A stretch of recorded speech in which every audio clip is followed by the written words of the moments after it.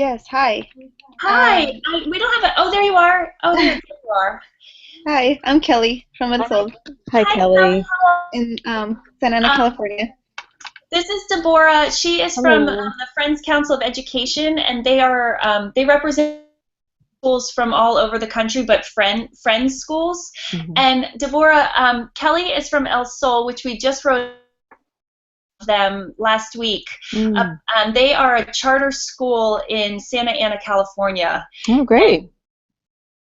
Are doing amazing things with, and it's a K through 8 school. They are Mm. doing Yes.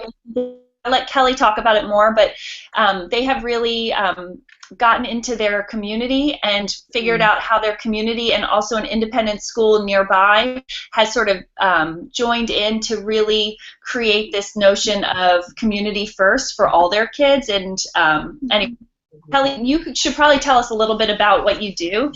Yeah, And sure. because I profile and I barely even touched on what you guys do. I was so impressed. Yeah, so we are a public charter school and we have preschool through eighth grade. So we actually have a preschool program right now that has about 80 students. And then in kinder we have about 125, and then every grade after that is 100 students in each grade. So we are about over 1,000 students right now Wow. currently on this. Today actually is our first day of school, which is why I joined a little bit Oh, later. Yes, so yeah, so basically in the community we do collaborate a lot with local partners that we have here. So we have UCI, and they do have a nursing program. They come and they give education classes to our parents, to our students, and they do emotional health, and they do other things like our our screenings that are required. Mm. And then we also have Global Girls. They are a all-girl mentor program. They actually started here with us, and now they are in other schools in the community, and they offer mental health, not really services, but kind of like support for girls from fourth grade to eighth grade, Oh, and nice. they've expanded to high school. And they do a lot of different activities like writing, reading, just kind of really motivating the girls to kind of speak up and kind of have their own voice. So it's really great, and they're actually just down right next to us. They're our neighbors, so they now Mm. have a house. And let's see, who else do we have? We have Chapman, the University of Chapman. It is a private university. We do have our preschool students walk over to their community center, and the director of the program actually reads to them about once a month. And then at the end, they do get a medal for participating in the literacy program and a backpack full of books. Hmm. We have the Share Ourselves Clinic, and they do offer the health services. So we do not have a nurse, but if anything happens, our students do fill out the consent form, and they are walked over to the clinic and being seen there by a physician or a doctor, whatever it is that they need. So those are a little bit of what we do here, but we do a lot of things. We do have a lot of partners that we work with, and yeah, the community is a big part of helping the parents here. What's your role with it? Do you help to link teachers up with that, or how do Yeah, you? so I'm the coordinator, so I work side by side with the director of community programs. And so basically, it's, whether she starts a relationship or I do, and we kind of just give the services to our teachers or to our parents, whoever it is really that needs anything. We try to be like the middle person to communicate with them. Mm. Hmm. And Kelly, how first off, how old is your school? And then also, how did these relationships come about? How were they established? Okay, so our school is 15 years. Actually, we just celebrated our 15th year anniversary. We started in 2001 with only about 200 students. So now we're at 15 years. We do have a building, and we are in a capital campaign right now to finish the rest of the school because we are on modulars. We don't have an actual physical building yet. Um, and the relationship started just with our board, and they're, in the community themselves. And our executive director really believes in kind of reaching out to what's out here and bringing it into the school. So. We've been doing it since we started, pretty much. Yeah, and so I know you have a relationship with Sage Hill, Yes. and what does that entail? And does that entail that Sage Hill is a independent school, Deborah, Yeah. in Long Beach, which Mm. I don't know my geography, but it's not terribly far in California terms, right? No. So Sage Hill is a high school. It is Yeah. a private high school, and we have a couple things with them. So for third grade, the students from Sage Hill, they're called their buddies. They come to El Sol Academy, and they come once a month, I believe, for about 2 hours, and they come in during the recess time. So they spend time outside of the classroom with the students, and sometimes inside the classroom as well. And they do work with them on their assignments. And then also for fourth grade, it's more focused on the writing component. So the students go to Sage Hill and they work on their buddies, their high school buddies, about for writing activities. And at the end of the program, at the end of the year, they do combine all of the writings into a big book and kind of have, a record of everyone's. So they have a couple field trips. And actually, last year, we also took the yearbook students, since they have more of a media center and they actually have computers and everything like that. We took our yearbook students and newspaper students to their campus, and we were able to kind of see the program at a high school level. That way, when our students go to high school, they have an idea of what that class looks like, and kind of, our yearbook is very thin. It's 80 pages, and theirs is a big, thick book, so it kind of gives them a bigger picture of what that is.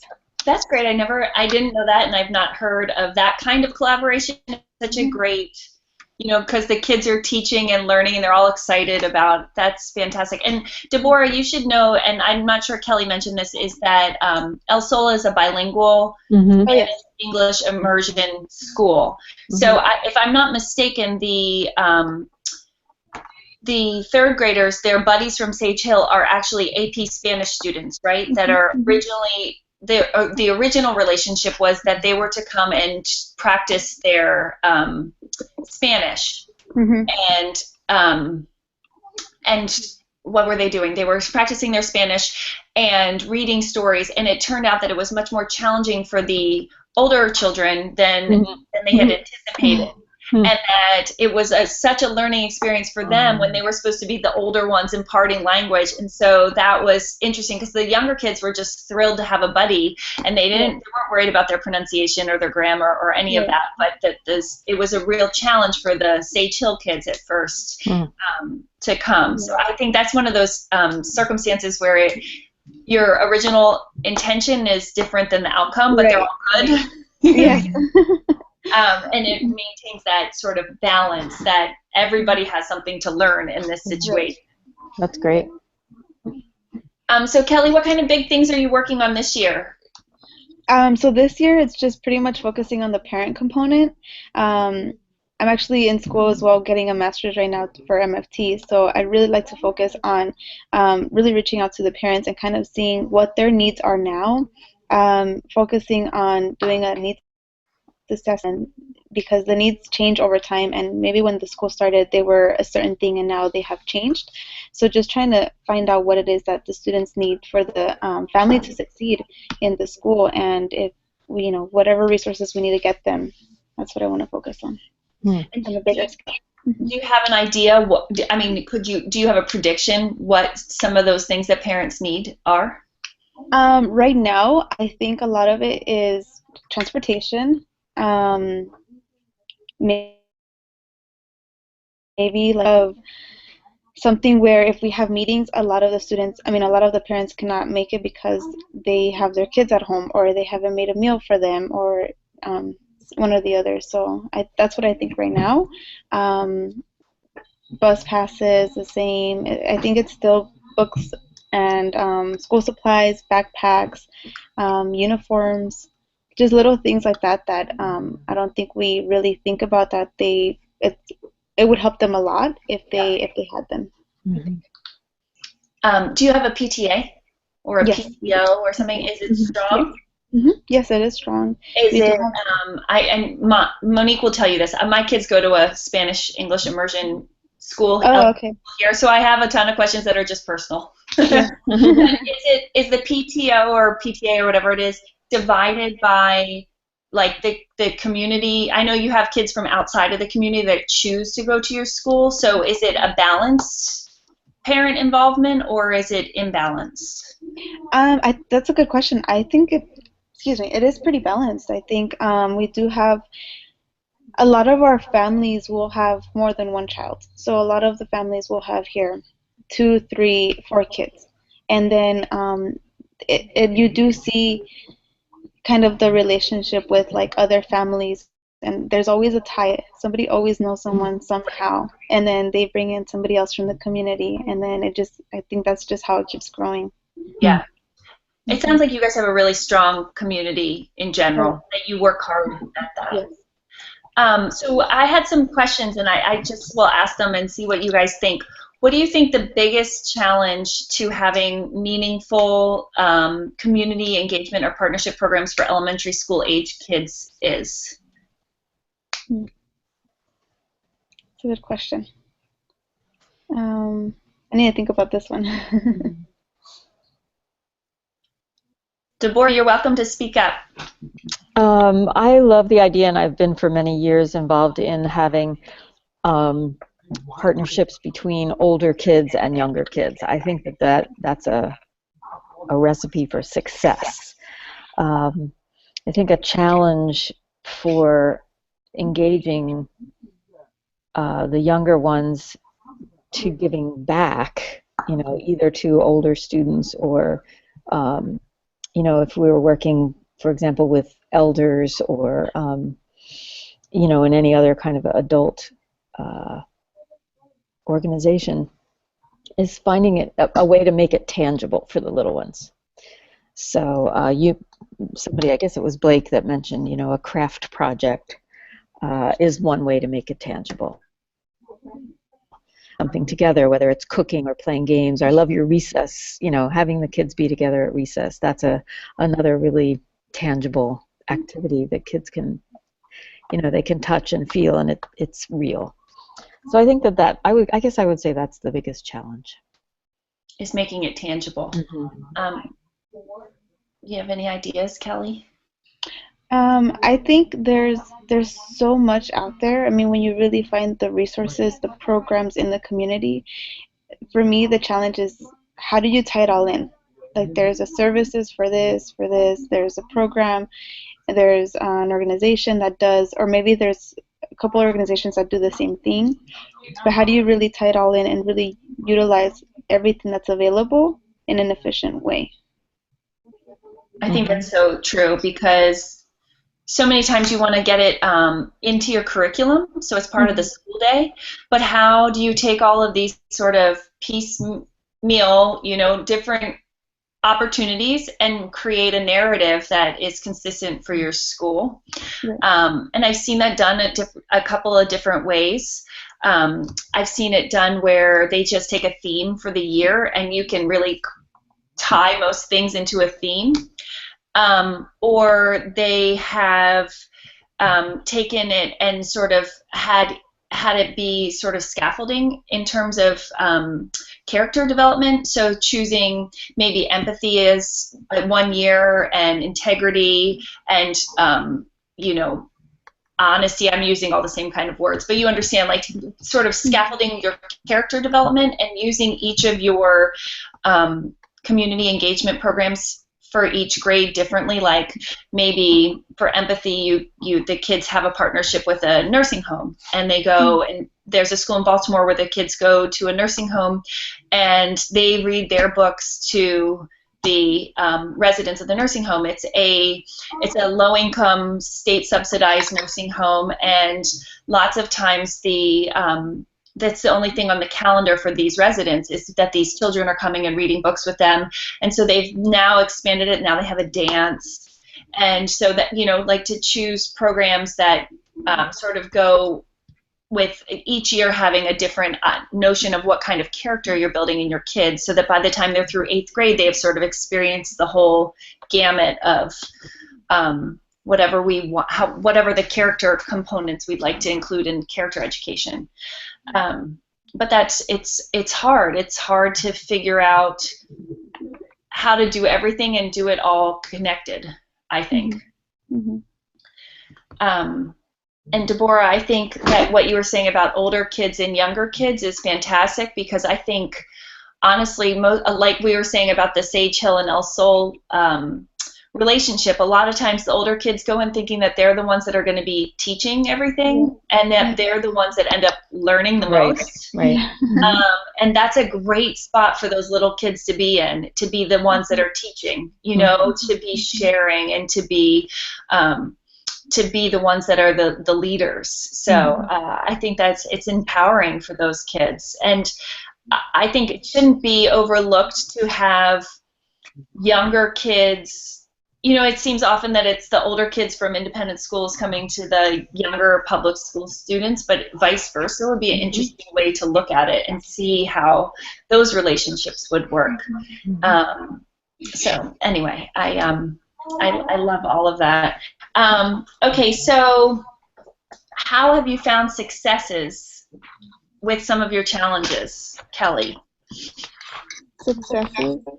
I think one of them is what you have mentioned is like with the PhD, that we have a certain goal in mind, and then it really grows from it, and it kind of overlaps, and it just develops into something else, and then there's kind of, it gives you a good feeling about like we're doing something right, and it's kind of good to know that it's going in other directions.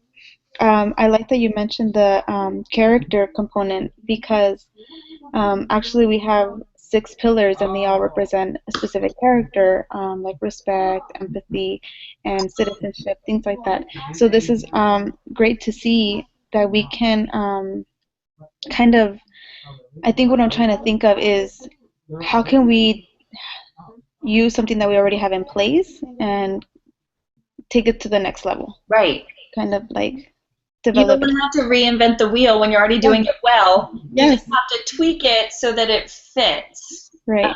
Totally. I think that's so true. And important, because, I mean, one of the things as an organization we're trying to help schools from doing is having to reinvent the wheel. So have these sort of forums where you can talk about what other schools are doing, so that you can say, oh, that would work, or, you know, oh, you know, I can take parts of this and that and put it together and make it a more cohesive program for my school, but I'm not going to scrap everything I'm doing. Not to mention, you have lots of teachers who are invested in their, you know, in their individual relationships and personal relationships.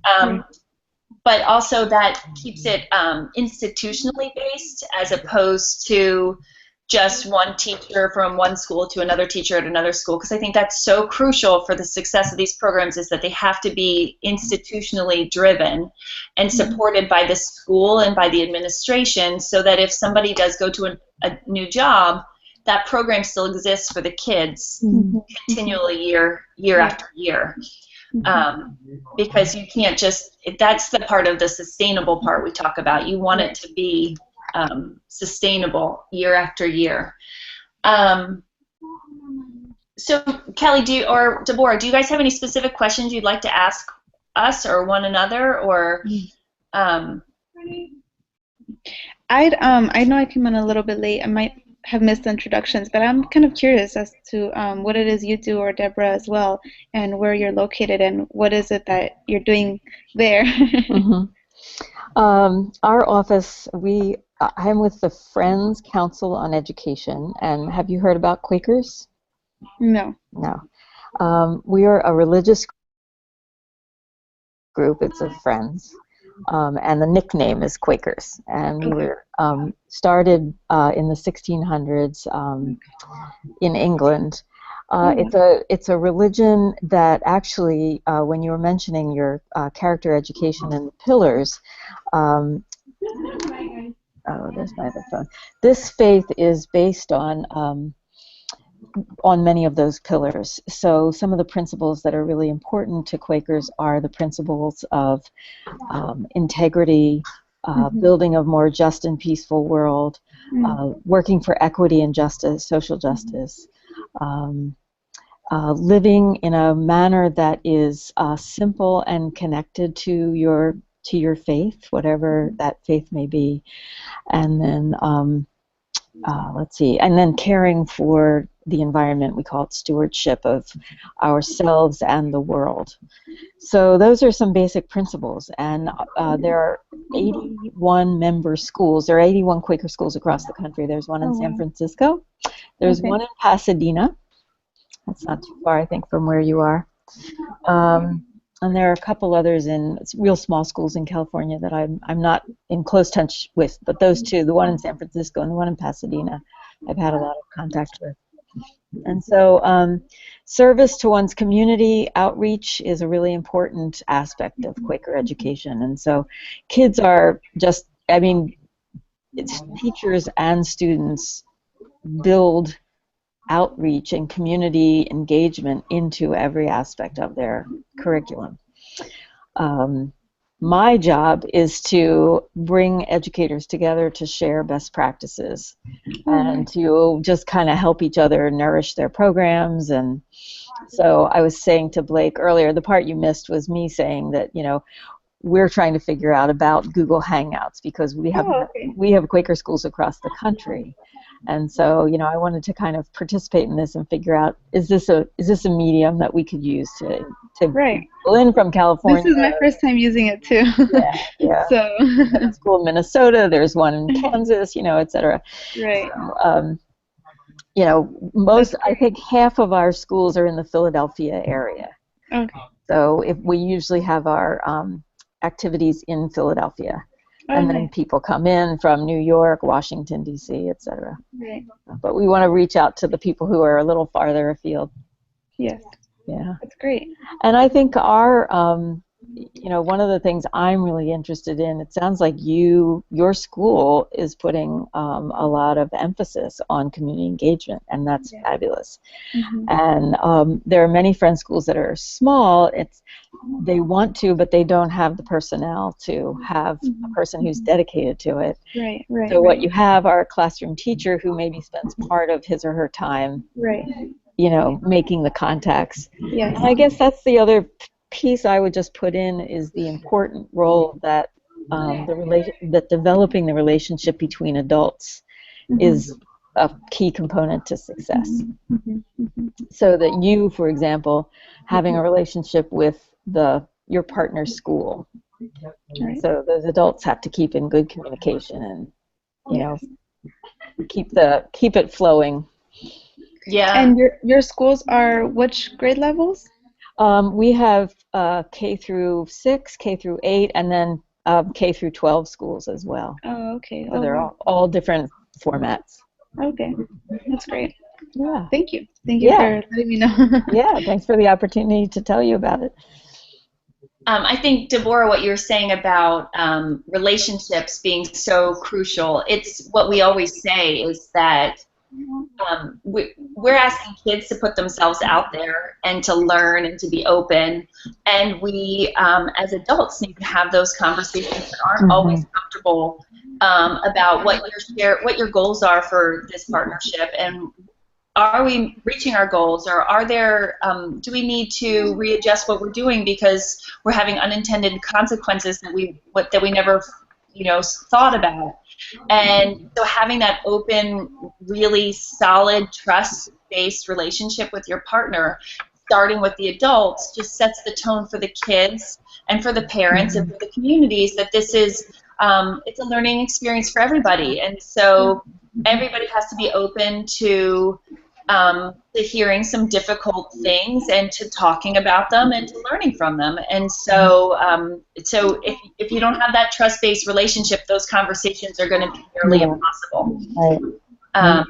And also, if you don't have those relationships, then your program isn't going to be sustainable because it'll be too easy to walk away, one of the schools, for whatever reason. If you can't find buses for a year, you're not going to scramble to help each other find the transportation because you don't have that, commitment to one another.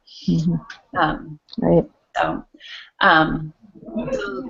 that's great. Deborah, what is the theme? The theme. I know that you said that Kristen is doing the program in November, but what is the theme for what you guys are going to talk about. Yeah, let me just try to recollect. She has a very particular, hold on one second. I will look it right up. Her approach is, oh, I hear lots of voices in the background. Sorry, I think that's probably me. We have students working next door. Oh, good. You're allowed to have students working. Absolutely, yeah. Just our students that graduated from last year, they came on our first day since they haven't started school themselves. They just can't get away. That's so sweet. Gosh. That's another thing I want to work on creating some kind of alumni network, because it seems that oh, nice. so often to come and volunteer that we kind of have to have a list of things for them to do. Yeah. If not, they're going to be just here hanging out. We have, so my kids' school is a K through 6 school, and they have a constant, do you know what Volunteer Spot is? It's like, I've seen it. I have seen it. So it's just like a web page that just has slot, like you can sign up. You would do it for, your class party, or, a picnic or whatever. But our school just has it constantly updated, and if teachers need help after school, they put it up, and they send it out to all the alums. Oh, what a great idea. And then they can take the bus from the middle school and the high school directly to our school, and they get out about an hour early. So they all show up at like 2:30 or 2:40, and they can volunteer for an hour and a half in the classroom or with the teachers or whatever, and it's always just there available to them. So it's great. It's real. The kids love it, and I think it's easy. We all know that for middle school students and high school students, that time in the day, if they're not occupied, is a trouble time for them. So it's give them an opportunity to come and do something good and have adults who care about them and are happy about their successes be there for them. Yeah, and so do the kids access the Volunteer Spot, or the teacher does? It's just a web link. Yeah. So you need to have an email address, and then as soon as you have an email address, you can access the web, the Volunteer Spot. It's great. Oh, good. And it's free. Great. Better. Okay, so does anybody have any other questions? I really appreciate you guys. Kelly, you don't realize this was our first Google Hangout as an organization to sort of pull together members across the country to be able to talk, sort of like what Deborah was saying. We have 140 members that are anywhere from Hawaii to Florida to Maine. So it's very hard for us to get everybody together to talk. So we created this series throughout the year, once a month, to have an hour conversation about different topics pertaining to community engagement and school partnerships. And I think it's a great forum. I love Google Hangout. I use it for our board meetings. I use it for most of my initial conversations with people that I'm just meeting. I think face-to-face is so much better than a telephone call or a conference call. Yes. But I was wondering, first off, if you thought it worked well, and second, if you had any other topics that you would want to hear about throughout the year, because this is just it's a malleable program, so we can switch it up and address different questions. So are there any other questions you'd like to sort of gather, maybe a slightly larger group of people together to talk about? Well, I think this was my first time using Google Hangouts, and I like it so far. I mean, I think it's great. It's great to kind of, meet you face to face and kind of start the relationship there, and it's great. I'm curious to know what it will be like in a bigger group. I know. I think with 10 people, it might be a lot. I had limited to 10. It might be a lot of people talking at once, so that might be something we have to scale back and make it 6, 7 people at a time, just so that it's not overwhelming. Yeah, I think it's worked really well. I mean, I don't know why it breaks up. Like if it's the position, like I seem to be in a position right now where I'm getting some good. It's streaming pretty well. Maybe you've changed your position, Blake. So they're just like overcoming that kind of technological hiccup. is important. I think it's just hard to pay attention when you're catching every third word. I love the topics that you have suggested for the coming months. So I hope to participate in the next couple of ones. Great. Excellent. If you guys have any additional, first off, if you have any other topics you'd like to talk about, or if you have specific inquiries about programs or elementary school programs, you guys please feel free to reach out to us. That is what we do. That is what NNSP does. We try to connect our members with one another so that you don't have to reinvent the wheel, so you can meet one another and hear what you're doing and improve not only your programs but help other schools improve their programs to the point where all schools have these reciprocal, meaningful, relationship-based engagement programs. So we get away from the idea of I don't want to say that community service is the bad word, but to get away from this idea that one group is giving unto another, but rather everybody is exchanging ideas and learning from one another. And so that's what we're here for. So that's my little plug, that as members, the more you ask of us, the more we can help you. And so feel free to reach out to us at any point in time for whatever small queries or large ones, and we will be more than willing to help you guys get the answers you need or connect with the people that might have the right answers. Great. Thank you very much for pulling this together. Thank you, guys. I really appreciate it. I hope you have a great rest of the week, and congratulations on your first day of school. Yeah. Thank you. It'll be a tiring one, but you'll Yes. get there. All right. Thank you, guys. We'll talk soon. Thank you. Okay. Bye-bye.